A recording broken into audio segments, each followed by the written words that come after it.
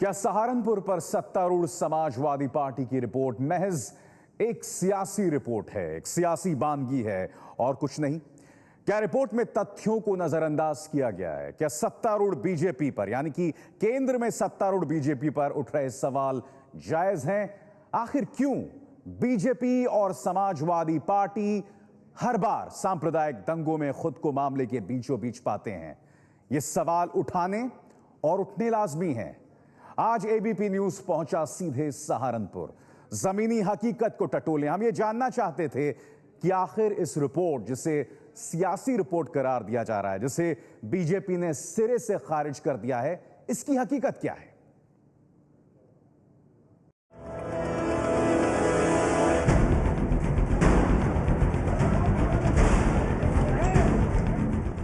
याद होंगी आपको ये तस्वीरें। 26 जुलाई का दिन यूपी के सहारनपुर की सुबह दंगों के साथ हुई थी। 3 लोग मारे गए थे और 60 जख्मी हुए थे। 350 करोड़ की संपत्ति राख हो गई थी। दंगे की जांच के लिए बने मुख्यमंत्री अखिलेश यादव के चाचा और यूपी के कैबिनेट मंत्री शिवपाल सिंह यादव की अगुवाई में कमेटी, समाजवादी पार्टी नेता शिवपाल कमेटी ने बीजेपी सांसद राघव लखनपाल, स्थानीय नेता मुहर्रम अली उर्फ पप्पू और सहारनपुर प्रशासन को जिम्मेदार ठहराया। शिवपाल कमेटी की रिपोर्ट पर उठ रहे हैं गंभीर सवाल। गुरुद्वारा मस्जिद की जमीन को लेकर शुरू हुए विवाद के वक्त भीड़ किसने बुलाई? इसका शिवपाल कमेटी में नहीं है जवाब। गुरुद्वारे की तरफ जब भीड़ बढ़ रही थी तो उसे रोका क्यों नहीं गया? इस सवाल की भी अनदेखी की गई है शिवपाल कमेटी रिपोर्ट में। पुलिस मौके पर मौजूद थी, फिर कार्रवाई क्यों नहीं की गई? किसने बांध रखा था प्रशासन का हाथ? शिवपाल कमेटी के पास इस सवाल का भी नहीं है जवाब। शहर में सहारनपुर के सांसद लखनपाल दंगे के वक्त जब मौजूद ही नहीं थे, फिर कैसे कमेटी ने बीजेपी सांसद को माना दोषी? कांग्रेस नेता इमरान मसूद पर जेल में बंद मुहर्रम अली पप्पू का करीबी होने का आरोप लगता रहा है। दंगे के समय इमरान मसूद भीड़ के बीच मौजूद थे, फिर किस आधार पर इमरान मसूद को शिवपाल कमेटी ने दे दी क्लीन चिट? जिन सवालों का शिवपाल कमेटी ने नहीं दिया जवाब, उन सवालों का जवाब ढूंढने एबीपी न्यूज पहुंचा है सहारनपुर। तो जैसा कि आपने सुना, शिवपाल कमेटी की रिपोर्ट में सहारनपुर दंगों से जुड़े कई सवालों का जवाब नहीं है, उसकी अनदेखी की गई है। रिपोर्ट में इस बात का जवाब नहीं है कि आखिर भीड़ को बुलाया किसने? गुरुद्वारे की ओर जो भीड़ जा रही थी, उस पर अंकुश क्यों नहीं लगाया गया? उसे रोका क्यों नहीं गया? हालात को इस तरह से बेकाबू क्यों होने दिया गया? और सवाल यह भी कि विवादास्पद कांग्रेस नेता इमरान मसूद की भूमिका पर शिवपाल कमेटी खामोश क्यों है? शिवपाल सिंह यादव कमेटी की रिपोर्ट की सच्चाई जानने के लिए एबीपी न्यूज पहुंचा सहारनपुर। रमजान का पाक महीना था और 26 जुलाई का दिन। सहारनपुर के इसी चौराहे पर सुबह की सहरी के बाद मुस्लिम समुदाय के काफी लोग इसी जगह जमा थे। इस मुसाफिर खाने के बाहर भीड़ लगी हुई थी और भीड़ के बीच में एक नेता ने ये आवाज दी कि यहां से 100 मीटर दूरी पर गुरुद्वारा सिंह सभा है और उसके बगल में जो जमीन है उस पर बनी हुई मस्जिद तोड़ दी गई थी। बस इतना कहने की देर थी और यहां जमा भीड़ गुरुद्वारे की तरफ बढ़ने लगी। मुसाफिर खाने से निकली भीड़ पलक झपकते ही 100 मीटर की दूरी पर बने सिंह सभा गुरुद्वारा के पास पहुंच गई। उस वक्त गुरुद्वारे के अंदर ज्यादा भीड़ नहीं थी, लेकिन खबर फैलने लगी और गुरुद्वारे में लोग बढ़ने लगे। मकसद क्या था भीड़ का, हर कोई ये जानना चाहता था। कमेटी की रिपोर्ट पर जो सवाल उठाए जा रहे हैं, उसका जवाब ढूंढने से पहले आइए बताते हैं किस बात पर हुआ था सहारनपुर में दंगा। सहारनपुर के सिंह सभा गुरुद्वारे के बगल में 3400 स्क्वायर यार्ड की ये वो जगह है जिसको लेकर दंगे की शुरुआत हुई। दरअसल यहाँ पर लंगर हॉल और बाकी जिन चीजों का निर्माण किया जा रहा है, मुस्लिम समुदाय को इस निर्माण को रुकवाना था। अगर सिख समाज के दावे की बात करें तो उस दिन जो भीड़ यहाँ आने पर उतावली थी, उसकी कोशिश यही थी कि किसी तरह से इस निर्माण को तोड़ दिया जाए। हालांकि पुलिस के बीच में आने और सिख समुदाय के बीच में आने की वजह से ऐसा नहीं हो पाया। लेकिन यहीं पर यह दावा किया जाता है मुस्लिम समाज की ओर से कि बरसों पहले यहां मस्जिद हुआ करती थी। हालांकि जो अदालत का आदेश है वो सिख समाज के पक्ष में है। मई 2013 का वो आदेश है और उसके ऊपर किसी भी बड़ी अदालत का आदेश मुस्लिम समाज के पास फिलहाल नहीं है, ऐसा सिख समाज दावा करता है। लेकिन ये जगह सबसे पहले यानी आजादी से भी पहले शेख असगरी नाम के एक लैंडलॉर्ड के पास हुआ करती थी। उससे ये जमीन अग्रवाल परिवार के पास गई और अग्रवाल परिवार से ये जमीन सिंह सभा गुरुद्वारा ने खरीदी। यहां पर गुरुद्वारे का विस्तार किया जा रहा है। लेकिन यहीं पर 26 जुलाई को मस्जिद शहीद किए जाने की खबर से पब्लिक को इस तरफ भेजा गया और मकसद था कि इस निर्माण को नुकसान पहुंचाया जाए। सहारनपुर के दंगे रोके जा सकते थे अगर प्रशासन और सरकार ने इस मामले की अनदेखी नहीं की होती। एबीपी न्यूज को मिली है चौंकाने वाली जानकारी। गुरुद्वारा बनाने को लेकर सिखों ने स्थानीय प्रशासन से बहुत पहले इजाजत मांगी थी। डीएम ने चुनाव तक निर्माण नहीं करने का सिखों को फरमान सुनाया था। जाहिर है प्रशासन को पहले से पता था कि गुरुद्वारा के निर्माण के समय विवाद गंभीर रूप ले सकता है। इस बात की जानकारी सरकार को भी जरूर दी गई होगी। सरकार के पास जब ये सब जानकारियां पहले से मौजूद थी, फिर एहतियात क्यों नहीं बरता गया? बिल्कुल अंदेशा नहीं था, क्योंकि कोर्ट के ऑर्डर हमारी फेवर में थे। हमें बिल्कुल अंदेशा नहीं था कि ऐसा भी कोई स्टेप उठाया जा सकता है। कोर्ट का क्या आदेश था? कोर्ट का आदेश था कि भव्य गुरुद्वारा निर्माण में किसी प्रकार का अवरोध उत्पन्न ना किया जाए। ये प्रशासन ने आपको निर्माण कार्य से रोका था? प्रशासन, कोर्ट के ऑर्डर हमारी फेवर में थे। हम उसका कंप्लायंस कराने के लिए सिटी मजिस्ट्रेट साहब के पास गए थे कि ऑर्डर को एग्जीक्यूट करा जाए।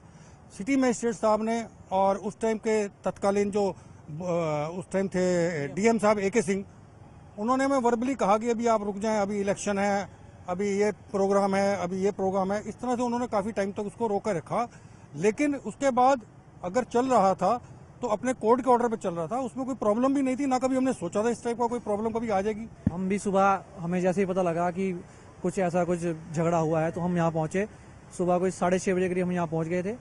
यहाँ 30 से 35 लोग गुरुद्वारे के अंदर मौजूद थे और 4 से 5 हजार की भीड़ हाथों में अवैध हथियार लिए हुए, पिस्टल और राइफल्स और अवैध हथियार, और गोलीबारी करते हुए, पत्थरबाजी करते हुए गुरुद्वारा साहब की तरफ आए।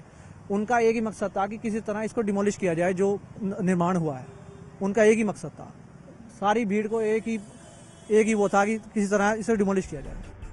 दंगों के समय मौके पर मौजूद लोगों ने यह भी आरोप लगाया है कि दंगाई को रोकने के लिए प्रशासन ने कुछ भी नहीं किया। आखिर सरकारी अधिकारियों और पुलिस को कार्रवाई न करने के लिए कौन रोक रहा था? शिवपाल कमेटी ने इस सवाल का भी कोई जवाब नहीं दिया। लगता है कि अगर यहाँ का प्रशासन, अगर यहाँ की सरकार आपकी जान माल की हिफाजत की गारंटी देती तो ऐसा बच सकता था ये सब होने से। 100% सरकार का टोटल फेलियर है, एडमिनिस्ट्रेशन का फेलियर है। टोटल इसमें डीएम खड़ी रही, वो कहती रही ऊपर से ऑर्डर आएंगे, तो वेट एंड वॉच वाली पॉलिसी अपनाते रहे। वो उस पर मोबाइल पे बात करती रही, कहती रही कि 20 दुकानें जल चुकी है, क्या ऑर्डर है, कर लिए। ऊपर से कोई ऑर्डर नहीं, वेट एंड वॉच। सरकार की तरफ से हुक्म नहीं आ रहा था। हाँ, ऊपर से नहीं है। डीएम बात करती रही बराबर फोन से। सहारनपुर दंगों के जख्म कितने गहरे हैं, इसका जवाब इस शहर में दुकानदारी कर रहे, अपनी रोजी रोटी के लिए जद्दोजहद कर रहे लोगों से पता चलता है। हम बात करेंगे अब सैयद मोहम्मद की। पूछिए इनसे, दंगों का खौफ अभी भी सैयद मोहम्मद के दिल से निकला नहीं है। हाल यह है कि वो इस शहर को छोड़कर कहीं और बसना चाहते हैं। मौलाना सैयद 25 साल से भी ज्यादा समय से कारोबार कर रहे थे। कभी न सोचा था कि एक दिन अपने ही शहर के लोग इनके दुश्मन हो जाएंगे। दंगाइयों ने इनकी दुकानें जला दी। हैरानी की बात यह है कि करीब 1 महीना बीत जाने के बाद भी इनकी दहशत बनी हुई है। हालात ये है कि अब ये इस शहर को भी छोड़ देना चाहते हैं। आतंक और हिंसा मजहब नहीं देखते। जब गुरुद्वारा रोड की ये दुकानें जलाई जा रही थी, तब भीड़ को नहीं पता था कि किसका मालिक हिंदू है, किसका मुस्लिम है, किसका सिख है, किसका ईसाई है। लेकिन सामान एक ही तरह आग की लपटों में जले जा रहा था। कुछ अपने, कुछ पराए, सबका नुकसान हुआ। मौलाना साहब हमारे साथ हैं। मौलाना साहब, ये गुरुद्वारा रोड पर आपकी भी 4 दुकानें थी, ये भी जल गई? सब खत्म हो गई बिल्कुल। पहले इन्हें लूट लिया गया, शटर तोड़ के, उसके बाद इन्हें आके लगा दी सब में। इस रोड में हमारी 20 दुकानें हैं, मुस्लिमों की सिर्फ, जो एक एक को चुन चुन के जला दिया गया। वो सामने आप देख सकते हैं, वो गाड़ी फूकी हुई हैं, वो वर्कशॉप जली हुई है, ये वर्कशॉपें जली हुई हैं, ये सारी दुकानें जली हुई हैं। एक यहाँ छोटी सी मस्जिद थी, उसे भी शहीद कर दिया था। इधर पूरा आतंक था, यानी हमने बड़ी कोशिश करी इधर आने की, हम दुकान बचा ले या देख ले। हमारे पीछे तलवार लेके तो दूर तक भागे लोग। इधर का नगर पालिका गेट तोड़ के अंदर लोग भागे, घरों पे भी हमला किया हमारा। किस किस चीज की दुकान थी आपकी? ये मेरी राजू ऑटो इलेक्ट्रिक वर्क्स, इसमें बैटरी का और ऑटो इलेक्ट्रिक का काम था, कारों का। मेरी यहाँ 1988 से दुकान है, 25 साल हो गए मुझे यहाँ। ये शोरूम मैंने अभी कार एसेसरीज का बनाया था, इसकी 14 जुलाई 2014 को ओपनिंग की मैंने। अभी इसमें मैंने सारा पैसा लगा दिया था अपना एक बाग बेच के। उसके बाद एक कार एसी का शोरूम था मेरा, एसी की शॉप थी, ये बहुत बड़ी शॉप थी मेरी, सब जल के नष्ट हो गई। एक बराबर में दुकान थी, वो भी खत्म हो गई। इसके फोटोग्राफ मेरे पास हैं, अगर तो आप चाहो तो उसमें देख के आपको अंदाजा लगा सकते हैं कितना नुकसान है। अकेले आपका कितना नुकसान हुआ है यहाँ पे? मेरा 50 से 60 लाख रुपए का नुकसान है। कब से आप ये दुकानें कर रहे थे? 1988 से हूँ मैं यहाँ, 25 साल हो गए मुझे यहाँ। तो 25 साल में पहले कभी ऐसी नौबत आई? कभी नहीं आई, 92 में भी नहीं आई। 92 में भी यहाँ झगड़ा हुआ जब कुछ नहीं हुआ, सिर्फ एक वर्कशॉप जलाई थी पहले वहाँ, उसे भी तहस नहस कर दिया इन्होंने भी, उसका तो लिंटर तक भी गिरा दिया। मेरा भी इसका लिंटर फटा हुआ है, इसका लिंटर फटा हुआ है। अब तो इतना भी हमारे पे जुगाड़ नहीं है, हम इसका काम करा लें, इसका लिंटर डलवा लें। हमें कहीं से कोई मदद नहीं मिली अब तक। आपको आज लगता है कि आखिर हिंसा में आपने क्या क्या गवा दिया? हमने सब खत्म कर दिया। हम तो आगे के लिए प्लानिंग क्या सोच रहे हैं, यहाँ से जाने की सोच रहे हैं। हम यहाँ सेफ नहीं है। पुलिस ने मिलके सब कुछ खत्म कर दिया। हम देख रहे थे, लोग हमारा माल उठा उठा के लेके जा रहे थे, हम कुछ नहीं कर पाए।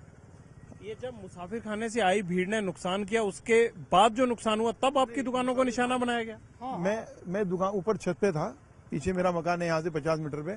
उधर की भीड़ इधर तक नहीं आई, उधर की भीड़ वहाँ चौक तक थी, बीच में यहाँ फोर्स थी बहुत ज्यादा, उधर की भीड़ इधर आई, उन्होंने उधर जलाई और उन्होंने इधर जलाई, ऐसा हुआ। फोर्स अगर बहुत ज्यादा थी तो फिर क्यों नहीं रुक पाए? दंगाई क्यों नहीं रुक पाए? नहीं की फोर्स ने रोकने की कोशिश नहीं की, फोर्स कुछ नहीं कर रही थी। इधर वो लाठी चला रहे थे, इधर वो ईंट पत्थर चला रहे थे, इधर से तलवारें लेके आ रहे थे, उधर से वो ईंट पत्थर लेके आ रहे थे, आपस में झगड़ा कर रहे थे बहुत ज्यादा। उसके बाद इन्होंने गोली भी चलाई और इनके साथ मिलकर दुकानें भी जलाई। नुकसान तो आम आदमी का ही हुआ ना। खत्म हो गए हम तो बिल्कुल, हम सोच भी नहीं सकते हम खड़े होंगे नहीं दोबारा। सहारनपुर में सालों से अपना कारोबार चलाते रहे महेश गोयल दंगे के उस दिन को याद करना नहीं चाहते। महेश को सरकार की तरफ से अब तक कोई राहत नहीं मिली है। 26 जुलाई को किसी भी समुदाय को लगता था कि शायद उसने दूसरे बिरादरी का बहुत नुकसान किया है, लेकिन आज तकरीबन 24 दिन बाद सहारनपुर का जायजा लेकर यह साफ हो जाता है कि हर बिरादरी को दंगे की आंच लगी है। हर मजहब के आदमी ने नुकसान झेला है। हमारे साथ मुस्लिम परिवार भी मिले हमें, हमारे साथ हिंदू परिवार भी हैं, हमारे साथ सिख परिवार भी हैं, सबकी दुकानें जलाई गई। दंगों में इतना नुकसान, और वो भी ये देखे बिना कि आखिरकार जिनका कोई कसूर नहीं है उनका नुकसान।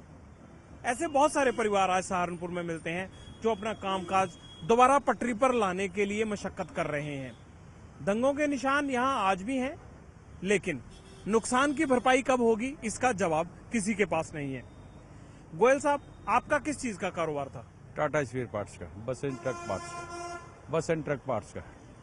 आपको कैसे पता लगा कि आपकी दुकान में भी आग लगा दी गई? 11 बजे सवेरे 11 बजे 26 जुलाई को फोन आया कि आपकी दुकान में आग लगा दी गई। मैं यहाँ पर 12 बजे पहुंचा तो दुकान खत्म हो चुकी है, सब आग लगी। फिर क्या किया आपने? पता करने की कोशिश की कि कैसे आग लगी? बल्ब हो रहा था यहाँ पर, वो मतलब भीड़ खड़ी हुई थी, तो मतलब फोर्स बहुत सारी पड़ी हुई थी, और हम लोग अपना वो दमकल की गाड़ी आ रही थी फायर ब्रिगेड की, वो ला करके पानी दे रही थी, तो बुझा रहे थे इससे। आपका कितना नुकसान है? हमारा तो सारा टोटल नुकसान ही सारा 40-50 लाख का नुकसान है। 40-50 लाख। कब से आप यहाँ पे दुकान चला रहे हैं? 79 से। इतने सालों में, 35-40 सालों में पहले कभी ऐसे हालात बने कि आपको लगा हो कि आपके जान माल की यहाँ गारंटी नहीं है? आज तक तो नहीं ऐसा लगा, लेकिन यह है कि अब तो टोटल फेलियर सिस्टम का, इसका गवर्नमेंट का कह लीजिए आप, यहाँ के एडमिनिस्ट्रेशन का ही फेलियर है। एडमिनिस्ट्रेशन इस गवर्नमेंट उम्र में फिर से कारोबार खड़ा करना पड़ेगा। करना पड़ेगा और उसके अलावा कोई अलग इलाज ही नहीं है। बाहर का सोचेंगे, बाहर जाना पड़ेगा। ऐसे बिजनेसमैन हैं यहाँ जो इस दंगे के बाद पलायन करने के लिए सोच रहे हो? बहुत सोच रहे हैं। कौन खड़ा करेगा अब बिजनेस? होते है कि थोड़ा टाइमिंग करेंगे, उसके बाद तो बाहर ही जाना पड़ेगा। भाई ये उत्तराखंड सेफ है, हरियाणा सेफ है, सारी सेफ है। यहाँ तो सिर्फ यही झगड़े रहने हैं। आप देख लीजिए, आप यूपी में देख लीजिए कहाँ कहाँ झगड़े हो रहे हैं। रोजाना डेली झगड़े हैं। कोई मदद का हाथ बढ़ा आगे सरकार की तरफ से, केंद्र सरकार की तरफ से? गुरु सिंह सभा से बढ़ा है। क्या मदद की उन्होंने आपकी? फाइनेंशियली कह रहे हैं मदद करेंगे, किया भी है उन्होंने। सबको अलग अलग डिफरेंट टाइप के चेक्स दिए हैं, कर रहे हैं मदद, और आगे भी कहा है वो करेंगे, लेकिन और किसी की तरफ से नहीं। सरकारी मदद नहीं है? कोई 1% भी नहीं है। सर्वे हो रहे हैं, 20 दिन हो गए, सर्वे चल रहे हैं। शिवपाल कमेटी ने सहारनपुर के बीजेपी सांसद राघव लखनपाल को दंगे का दोषी पाया है। लखनपाल का कहना है कि दंगे के समय जब वो मौजूद ही नहीं थे तो फिर दोषी कैसे कमेटी ने उन्हें मान लिया। समाजवादी पार्टी की रिपोर्ट में सहारनपुर में दंगा भड़काने के लिए बीजेपी के सांसद राघव लखनपाल का नाम भी आया है। लखनपाल साहब हमारे साथ हैं। लखनपाल साहब, कैसे भड़काया था आपने दंगा? समाजवादी पार्टी कह रही है कि आपने ऐसा किया। ये तो आपको उनसे ही पूछना पड़ेगा।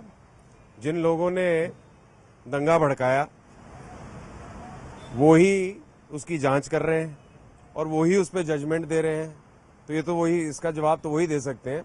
लेकिन मैं आपको एक बात स्पष्ट रूप से बता दूं, समाजवादी पार्टी द्वारा ये एक राजनीतिक हथकंडा है।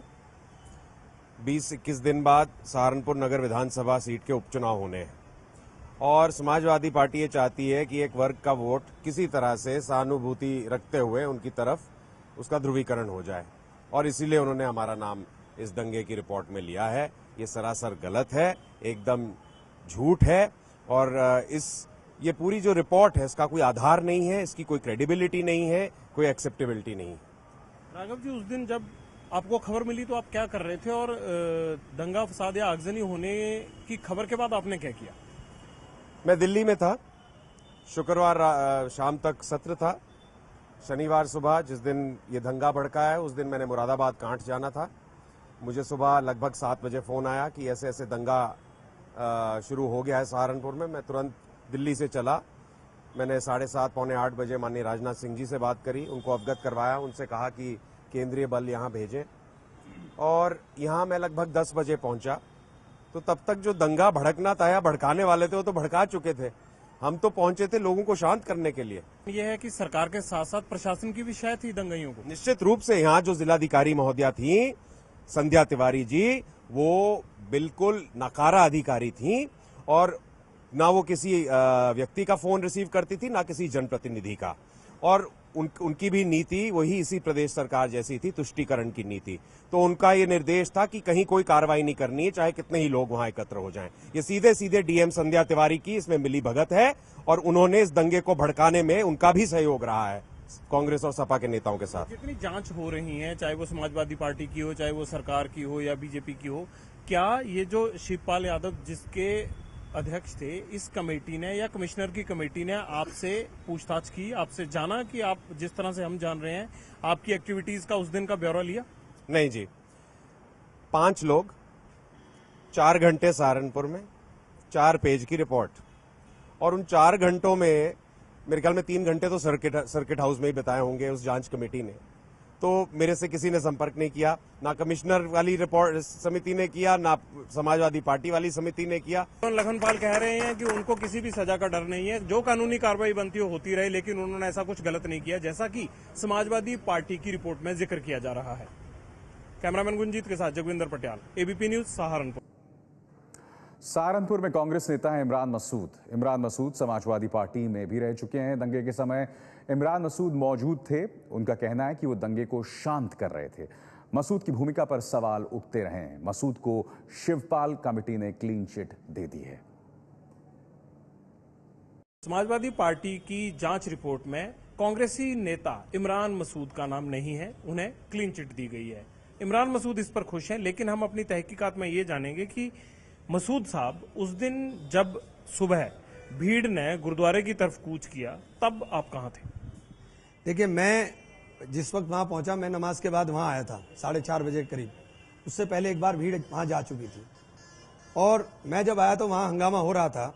हमने बड़ी मुश्किल से शांत कर करके थाने में अंदर आकर बैठ करके मैंने कहा बात करेंगे, सड़क से हटिए। सड़क से कोशिश की हटाने की, और बहरहाल जितना मैं प्रयास कर सकता था हम लोग प्रयास करते रहे कि ये झगड़ा ना हो। लेकिन ये हमारा दुर्भाग्य है, शहर का दुर्भाग्य है कि हमारे तमाम प्रयास नाकाम हो गए। आपको लगता है कि जो समाजवादी पार्टी की रिपोर्ट आई है वो सही है?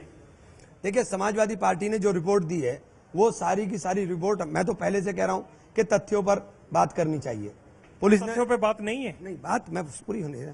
मुकदमा अपराध संख्या 306 जो पुलिस ने सुमोटो FIR अपनी तरफ से दर्ज कराई, उसके अंदर सारी चीजों का उल्लेख है। तो ये कह देना कि समाजवादी पार्टी ने मुझे क्लीन चिट दे दी, उसी रिपोर्ट के अंदर सारी बात साफ है कि मेरा क्या रोल था और मैं क्या कर रहा था। मैं जो कर रहा था वहां उसकी पूरी वीडियोग्राफी हुई। हमारी साथ सबसे ज्यादा वहां पर बदसलूकी हुई, हमारी साथ बदतमीजी हुई। मेरे शहर के लोग कभी मेरे साथ बदतमीजी नहीं करते, लेकिन पहली मर्तबा मेरे साथ बदतमीजी हुई, बदसलूकी हुई। क्या मुहर्रम अली पप्पू ने बुलाया था? नहीं, देखिए उसका तो रोल पूरा का पूरा है, उसके अंदर कोई इनकार नहीं कर सकता। कहा जाता है वो आपका आदमी है। नहीं, मेरा आदमी तो देखिए, ये बहुत आसान किसी के ऊपर भी इल्जाम लगा देना है। 2 अप्रैल को उनका फोटो छप रहा है अमर उजाला में समाजवादी पार्टी में शामिल होने का। 6 अप्रैल को मैं छुट कर आ रहा हूं जेल से। 8 को मेरा चुनाव हो गया, तो मेरे आदमी कहां से हो गए? मैं 8 को चुनाव भी खत्म हो गया मेरा, मुझे नहीं पता वो कहां से मेरे साथ लग गए और कहां चले गए। ये मुझे बताया गया कि वो मेरे साथ रहे इस चुनाव के अंदर। तो अगर वो मेरे साथ भी रहा चुनाव के अंदर, तो क्या उसको इस बात का लाइसेंस मिल जाएगा वो दंगा करा दे? भाजपा सांसद का ये कहना है कि वो उस वक्त दिल्ली में थे और वो यहाँ पहुंचे ही 10:30 बजे के आसपास थे। ये काम भी 10:30 बजे के बाद ही शुरू हुआ है। 10:30 से 2 बजे तक चली हैं दुकानें, 2:30 बजे तक। गुरुद्वारा रोड की दुकानें काफी पहले चल गई। गुरुद्वारा रोड का झगड़ा अलग है, दूसरा झगड़ा अलग है। कहने का बात नुमाइश कैंप में हुआ, उसके बाद कोर्ट रोड के ऊपर हुआ, हिम्मत नगर में हुआ, खलासी लाइन में हुआ। इन तमाम जगहों पर घटनाएं हुई हैं। इन तमाम जगहों के ऊपर कोई सिख नहीं रहता है। इन तमाम जगहों पर भारतीय जनता पार्टी के कार्यकर्ता उपद्रव कर रहे थे खड़े होकर के। आप इल्जाम लगा रहे हैं बीजेपी इल्जाम लगाती है कांग्रेस पे, लेकिन जो आदमी शिकार हुआ दंगे का वो तो दोनों से ही अलग था। दंगे का शिकार तो दोनों लोग हुए, शहर के लोग हुए। मैं दूसरों की भी बात कर रहा हूँ, सिखों की भी बात कर रहा हूँ, मुस्लिमों की भी बात कर रहा हूँ। उन लोगों ने तो सियासत नहीं की, वो तो वोटर था। दंगे का शिकार तो पूरा शहर हुआ और एक बदनुमा दाग मेरे शहर के ऊपर लग गया, और ये बदनुमा दाग मैं अपने मुंह पर भी मानता हूं कि हमारे रहते हुए हम लोग दंगे को कंट्रोल करने में नाकाम रहे। उम्मीद करते हैं कि मसूद साहब की बातें सच हों और सहारनपुर में एक बार फिर अमन बहाल होना चाहिए। जिस तरह से आज सहारनपुर जी रहा है, अगले मुद्दत तक उसी तरह से सहारनपुर में होना चाहिए। और सियासी हितों को देखते हुए जो ये फसाद और दंगा किया गया, शायद इनसे आम आवाम को दूर रखा जाए तो इन सियासतदानों के लिए सही